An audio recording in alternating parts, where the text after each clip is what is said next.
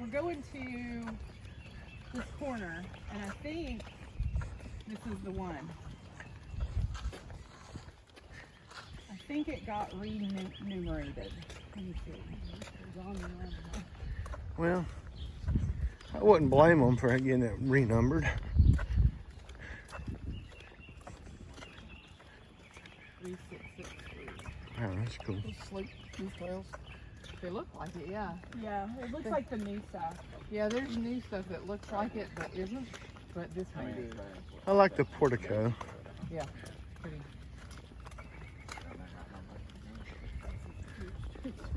Almost looks like a church, doesn't it?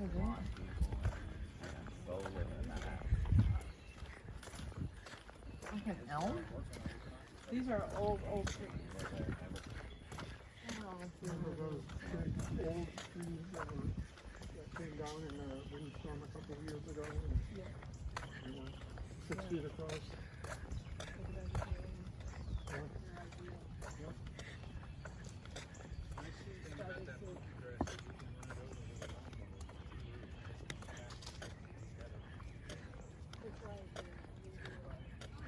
You know, the fence looks old.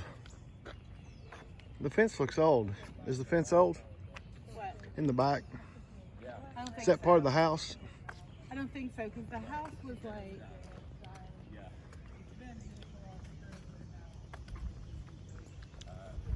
So, Yeah, I love that.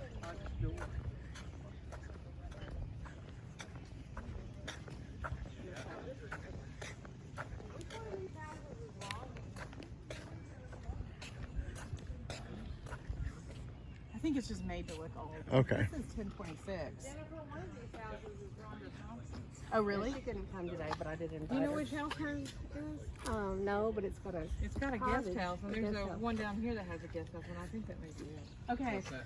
So Rhonda's everybody, house. if you're near a realtor, these are realtors. And Brian, I I'm not a just realtor. gave you Oh, you texted it to me though. I gave you a copy of the listing. So if you look at the Google map search, see, this is not the house that's there. That house is oriented that way. We're right here. This house is coming at a diagonal. Mm. So the picture that you see, did I get you, It was Jim, more or did of I a hit gray, Rebecca? modern. Let me get you, Jim.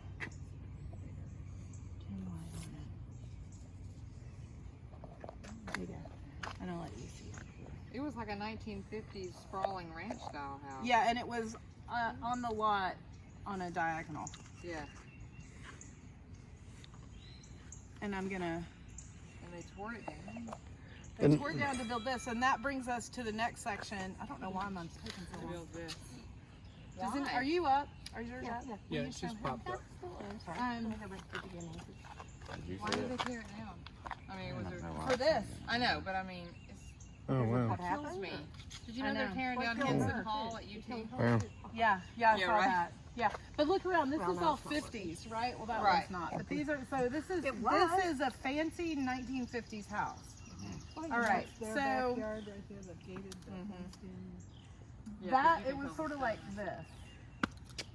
All right, so the afternoon of November 19th, 1968 was overcast and chilly. Temperatures would dip into the low 1920s that night.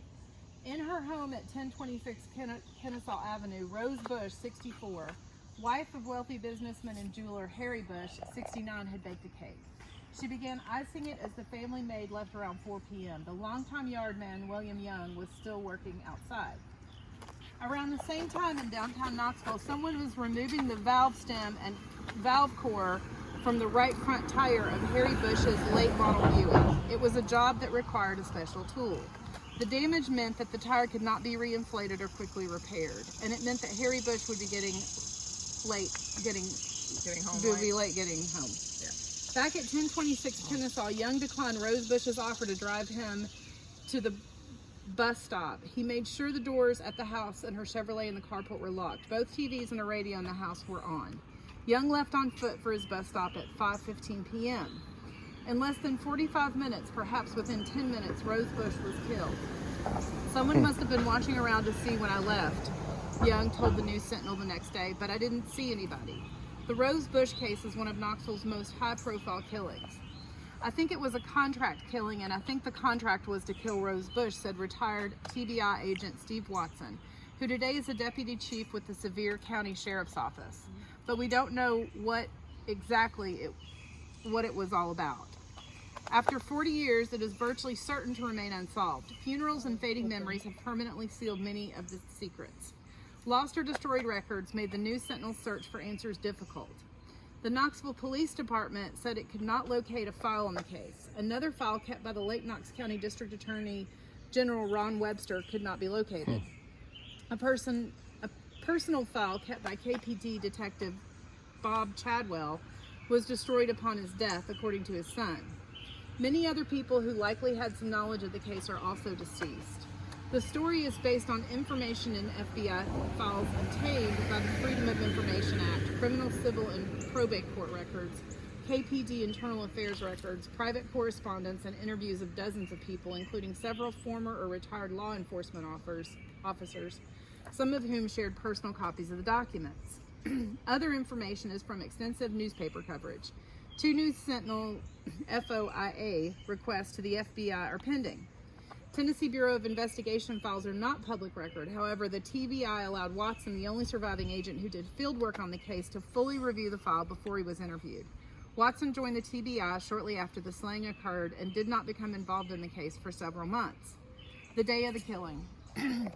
Around 5:25 p.m., from his office at United Loan, 206 Gay Street, Harry Bush called his wife to ask if she wanted him to pick anything up on her way home. Store manager B.T. Barnett Jr. had left for the day and noticed the flat tire on Bush's car. He returned to the business and told him. Bush abruptly ended another phone call, dialing home to tell his wife he would be late. He got a busy signal. A few minutes later, he dialed again and got no answer. He later said he assumed his wife was driving Young to a bus stop, as she often did. At 5:52 p.m., according to ADT company records, the alarm at Union Loan was switched on, indicating that Bush and Barnett were just leaving or had already left. They went in Barnett's car to Floyd's Gulf Station at Broadway and Jackson Avenue. Bush handed his keys to an attendant, gave directions to his car, and said to call him at home when the tire was repaired. Bush then picked up a telephone, dialed, waited, replaced the phone in the cradle, and was later heard to say, "That's odd, I just talked to Rose a few minutes ago." Barnett drove Bush home and dropped him off. In the hallway leading from Bush's carport door to the kitchen, Harry found Rose Bush lying on her back. She was covered with blood from blows to the head and knife wounds to her body. The final wound had pierced her heart, delivered with such force that the knife handle broke off. The blade was still in her left breast. On the floor, along with the knife handle, lay her glasses and her dentures. There was a grazing gunshot wound to her hand. Dr. Randy Pedigo, a former Knox County medical examiner, studied the Rose Bush autopsy report at the News Sentinel's request. He described the attacks as very brutal and prolonged. There are the types of wounds you more commonly see in rape murders. Harry Bush dialed the operator and asked for police and an ambulance. At 6:11 p.m., the Knoxville Police Department received its first call. A patrol officer arrived at 6:15 p.m. By then, Bush had also called 2 of his wife's nephews, I.B. Buddy Cohen and Saul Leeds. Rose Bush's purse containing several $100s and some jewelry appeared to be missing from the house. As police cars swarmed into Sequoyah Hills, word of the crime spread rapidly through Knoxville. Harry and Rose Bush were widely known, both in their Jewish community and in Knoxville at large. And there's pictures here. I'll send this to anybody. Samuel Harry Bush was 9 years old when his family moved from New Haven, Connecticut to Knoxville. Rose Bressoff's family had fled Tsarist Russia.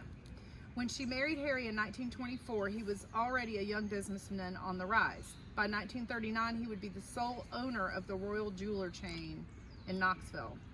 She and Harry had a business relationship as well as marriage, said Rose Bush's nephew, Marvin Bressoff, who was interviewed in Florida by telephone shortly before he died earlier this year. She devoted a great deal of her time in Royal Jewelers. She was very businesslike, very sharp. She was a very reserved person until you got to know her, and then she was a very sweet lady, said Sandy Robinson, who with her husband, Al Robinson, were younger friends to the Bushes. The Bushes were childless and Rose Bush was devoted to her work, Sandy Robinson said. Harry Bush eventually sold Royal Jewelers to the Zales chain and developed a number of other business interests. In 1967, he became the sole owner of United Loan, a successful independent pawn shop, gun store, and jewelry business that he and his brother George Bush had established years earlier. As a boss, he was very blunt and direct, but he was a good man to work for, recalls Barnett, now 95. We all respected him. I learned a lot from him. Bush was a 33rd degree Mason and was a driving force behind the construction of the Shrine Temple at 16th Street and White Avenue. He chaired the United Jewish Appeal and served on the board of the Heskemuna Synagogue, where Rose was also active. By 1958, the Bushes moved into their custom-built, modern-style house at the corner of Kennesaw and Kiowee Avenues, in the very heart of the prestigious Sequoyah Hills neighborhood. Rose Bush began spending more time at home. Around 1965, this is where it gets racy. Around 1965, Harry Bush was spending time and money with the most notorious woman in Knoxville, Hazel B. Davidson. Oh my gosh. Beautiful, charismatic, and flamboyant, Davidson had been married 5 times and named as the other woman in 2 highly publicized divorce cases. She was in her early 40s when she began seeing Bush.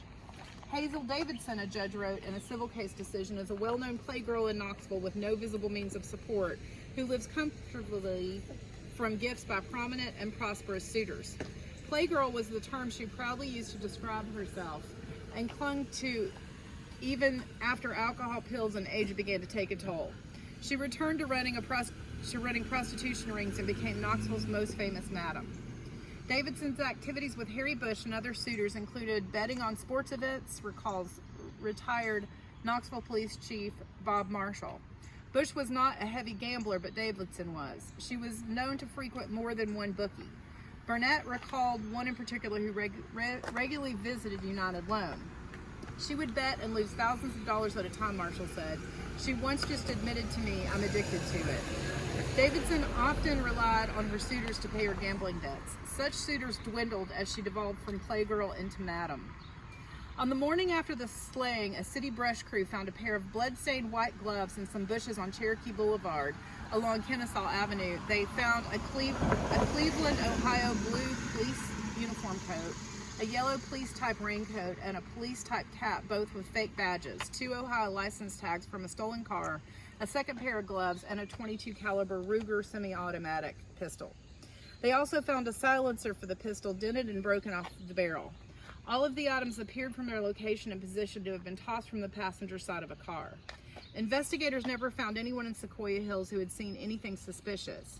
Ballistic tests confirmed Rose Bush had been shot with the pistol on Kennesaw Avenue. The blood on the white gloves was later determined to be her type.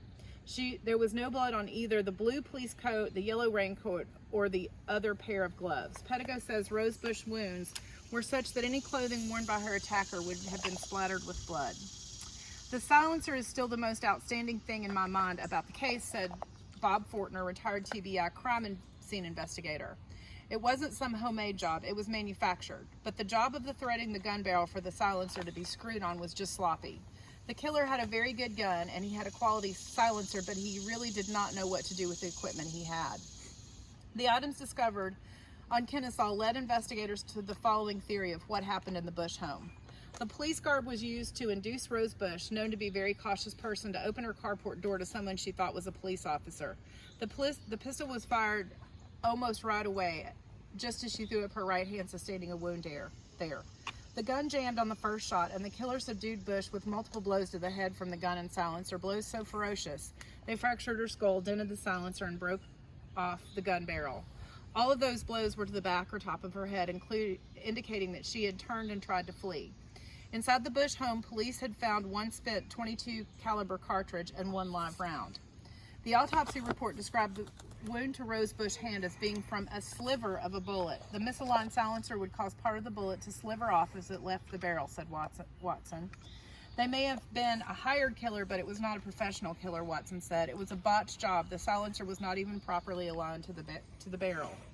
Additionally, he said the killer used a type of .22 caliber cartridge that would not cycle through the Ruger semi-automatic pistol. The killer grabbed a small paring knife from Rose Bush's own kitchen to complete the crime. The broken handle was wrapped in white tape, which she used to mark all of her kosher utensils. The clues found the morning after the slaying, particularly the silencer, pointed away from a home invasion robbery to a contract killing. Cash and jewelry at first believed was well accounted for except a rosebush 3-carat diamond ring. I don't see robbery as a motive, Watson said. Inevitably, suspicions arose that Harry Bush was behind the killing. His connection with Davidson, made public during extensive news coverage of the slaying, fueled public speculation that he used her underworld contacts to find a contract killer. And less than 6 months later, he married a New York widow, Sadie Tisch, one of the wealthiest women in America. They made their home in Florida. Shortly after Bush moved to Miami, Davidson moved to Miami Beach. She lived there for some time, taking a hostess job at the Eden Rock Hotel. She later claimed to have converted to Judaism. Watson said there is no known evidence that Davidson and Bush had any association after he left Knoxville. Based on the known facts from the investigation, we came to believe that Harry Bush was not involved in the murder of his wife, although there is not any way now that the possibility can be totally eliminated, Watson said, and I don't believe he was a target of the killers. Additionally, investigators determined that Harry Bush had not met Tish until after Rose Bush's death. He would outlive Tish, marry a third time, and later die in Miami at the age of 103. Wow. Wow. Bressoff said that over the years he occasionally talked about the crime with Cohen and Leeds. Rose Bush's nephew from Harry called the night of the slaying. I know they were unhappy with the investigation, Bressoff said, but if they thought Harry was involved, they never indicated that to me. That has always been a mystery to me. It's like a Hollywood whodunit, but without the solution. From the beginning, Knoxville Safety Director Walter Bearden, a respected former TBI investigator, took an active role in the case through Attorney General Webster brought the TBI into it. KPD's chief investigator was Detective Bob Chadwell, a tall man who wore expensive suits, flashy jewelry, and always flush with cash. He had dual reputations, that of a superb, relentless, and ruthless investigator, and of a shady cop too close to the underworld he was supposed to keep in check. So it goes on and on, but it is still unsolved. It's really cool. Yeah. The girlfriend. I mean, come on. You think the girlfriend did it? Hazel. Yeah. Hazel. So the back toward Cherokee is where they found the things deposited, so that's how we'll walk back. Okay. Hey, wait a minute. Yeah. But not get this truck in the way.